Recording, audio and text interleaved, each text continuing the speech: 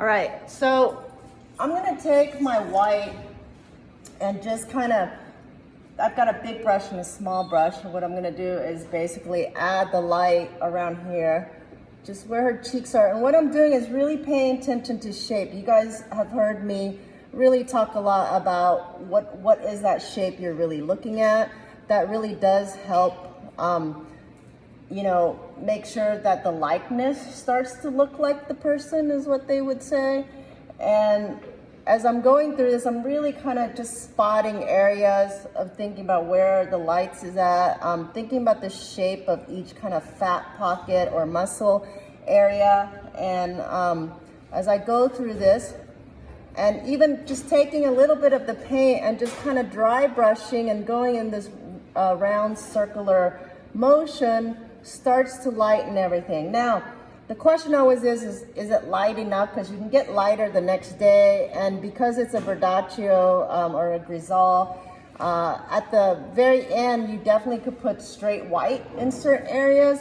What I'm really doing is I'm going in and defining these areas, again, for detail, right? Because if I look at like the armpit area, it's just not, right? There's nuances, and I know in you guys' pictures that these little areas start to define, again, these little fat pockets. And so Zoe's arm just isn't going straight. It is, but because of all the muscle definition in it, even if you don't know anything about, you know, the anatomy of the figure, if I can just get you guys to stop, analyze, and really look to see, like, what is that shape? Because if I look at here, this is going straight, right? But really, if I look at that, because this is an elbow area, what it's doing, it is going in this shape.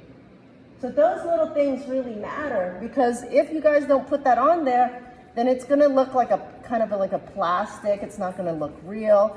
And as I'm scumbling through this with my brush, what I'm gonna do now is simply then take my bigger brush and just really move that paint around a little bit to make sure that it softens up and it's blending really well with that other value or that dry paint that's underneath. But doing that, I bet from your point of view over there, you can see how it's starting to pop, right? And those light areas, honestly, are the areas, I can't say it anymore, the areas that you are going to put, you know, all these colors into it, but the darks also is actually more important than the light, because that's the area where you're gonna add, again, more color, but those colors are gonna make it look like it is moving into space and creating depth. Without it, it is too flat. So what you're doing is you're building up your darks with colors. And by doing that, you're creating that air around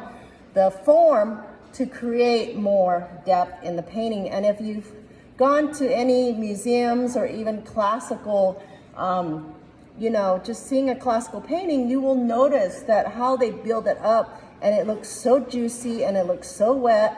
And the only way you can get that, honestly, is not straight paint. It really is taking the time to go in and adding these thin, I would say glazes of paint on top, colors on top, to then create volume. Like, I can't stress that anymore. Like, as I'm looking through here, I know that her side plane isn't just going like that, because if I really pay attention to the skull, what it's doing is going, right? And there's bumps and things on your face and your arm that starts to suggest form.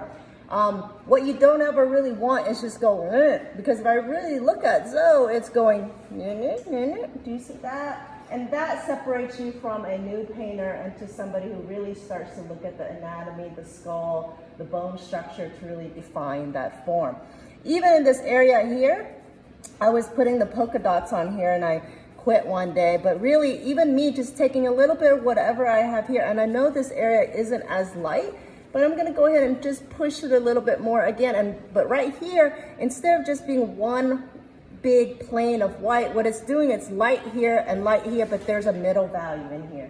Do you see that? I mean, I know some of you guys are working, but what I need you to do is that this monochrome needs to be really well done, because after that, it's like basically it's the foundation and support for all the colors that are coming And without it, then you have to kind of backtrack. Does that make sense?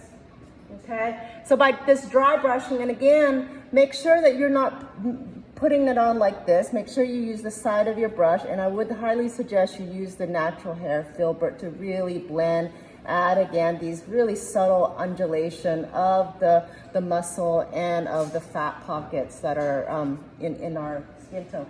Even in the fabric as well. I know I talked to a lot of you guys about the fabric.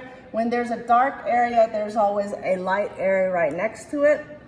Because Zoe's dress is a polka dot, really, there are still light areas. So if I look at it, this area is really quite light, and this area is quite light. So what I can do is just scumble in a little bit of that light, and then I think I'll just go in with the little dark to push the polka dots a little bit more. Most of you guys don't have pattern, and that's probably a good thing, right? Because it's more complicated. But what I'm gonna do is add just a little bit more light back into some of this, and then I will darken it back up a little bit more as well, again with the raw umber.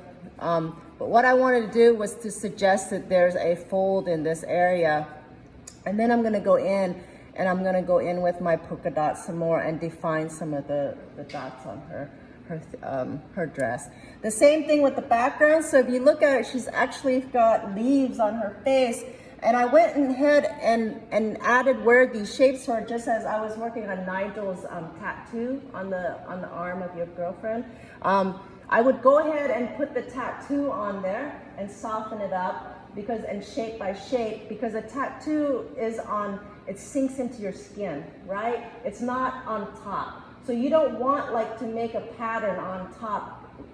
You can do the pattern on top, but then you have to soften everything so it looks like it's penetrated into the skin.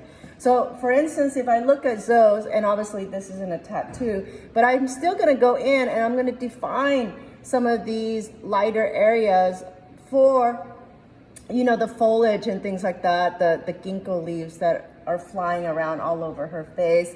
And I'm gonna go ahead and just establish that. And obviously I can get rid of whatever I don't want. So I am the magician here. I don't have to be regulated to, you know, putting every leaf on here. But what I want you to know is you can scumble and dry brush all over, and it does make your life a lot easier. Remember that as this area where the fabric is at, there's always going to be a little bit of darks that hit right around here to suggest that how the fabric and the clothing is laying on top of the form. All right, it's actually harder to paint clothes over a form. That's why you have nude models coming in. When we would have nude models, it's a lot easier because you don't have to worry about how cloth is over that form. All right, any questions? So like I'll just keep lining up Zoe's nose. I know this area is much lighter right here. I'm gonna make sure that the shape is right on here, the drawing is correct. What I'm gonna do with you guys today though is I'm gonna come around and check on you and see where you're at. If you have questions, the other thing, some of you came in a little late, is that I'm gonna make sure that your grades, what I have on my D2L, is what you think you have. And I'm not calculating it yet. I'm more concerned about making sure that I've got all your stuff you guys have handed in, okay? But if you are looking from that distance, then you will notice how much lighter everything is, all right?